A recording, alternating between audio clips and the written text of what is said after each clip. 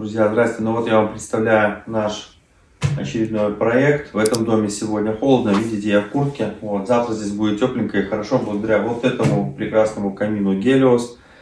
Модель 80 на 60. Продемонстрирую вам размер здесь по стеклу. Именно по стеклу, не по рамке. По 700 на 600.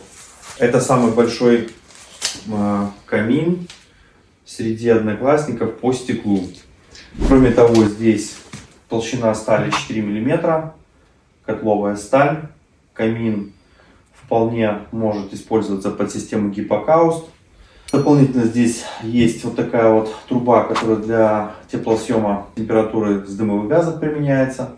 Универсальная дверка, которая позволяет несложными манипуляциями менять открытие слева направо и справа налево.